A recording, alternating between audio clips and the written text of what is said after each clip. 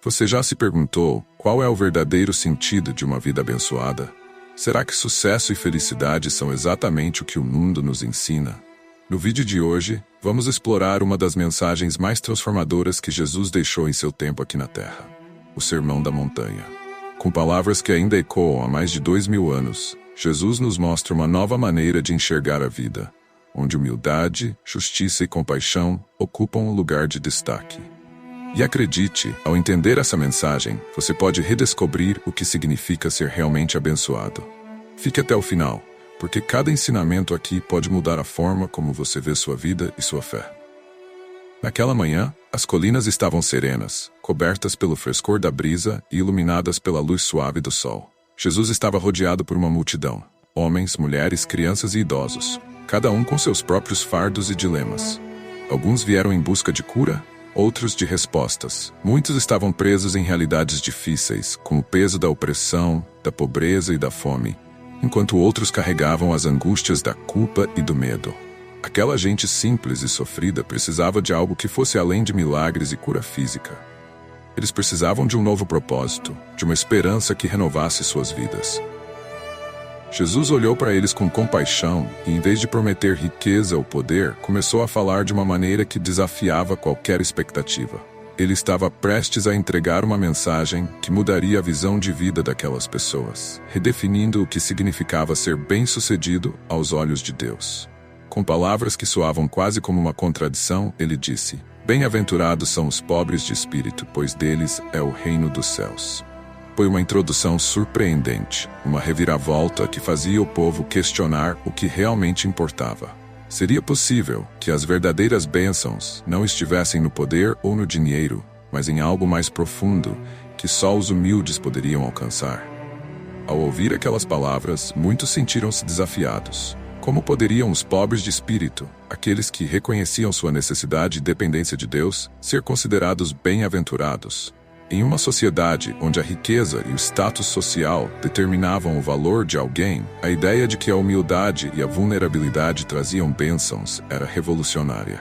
Entre a multidão estava um homem chamado Levi.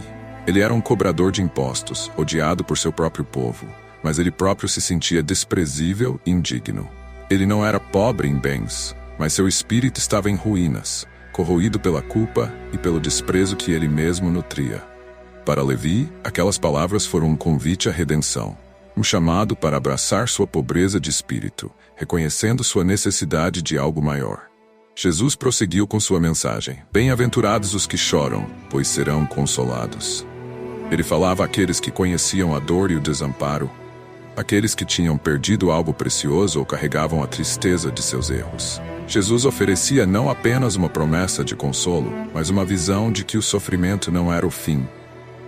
Para Levi, que chorava em silêncio pelas escolhas que fizera, estas palavras soavam como uma promessa de esperança, de que suas lágrimas seriam vistas por Deus, que as transformaria em conforto.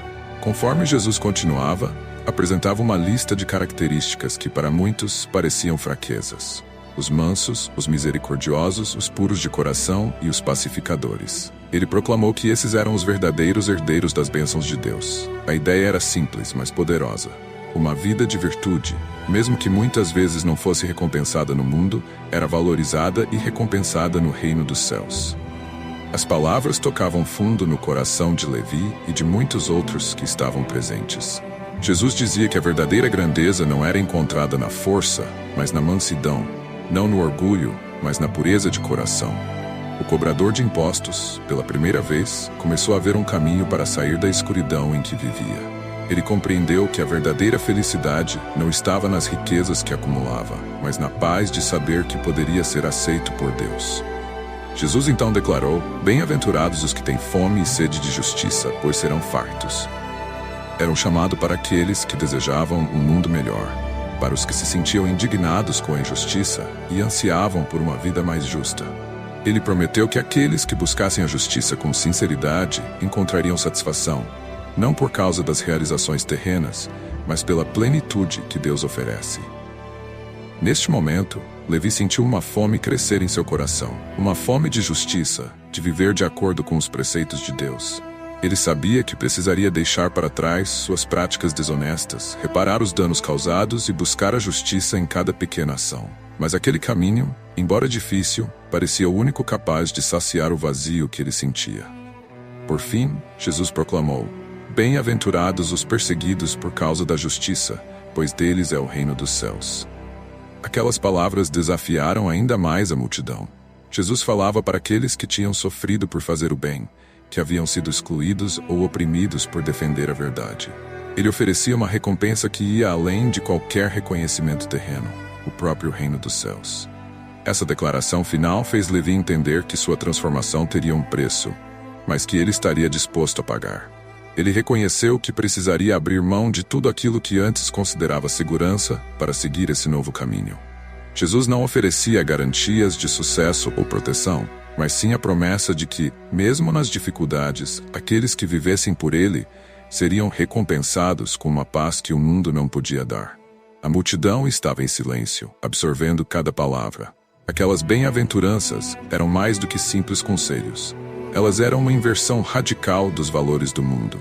Jesus mostrava que o verdadeiro sucesso não estava na riqueza, no poder ou na fama, mas em uma vida alinhada com os valores de Deus, onde o humilde, o justo e o compassivo eram exaltados. Ele oferecia uma perspectiva de vida em que a felicidade e a bênção estavam ao alcance de todos, independentemente de sua posição social ou situação.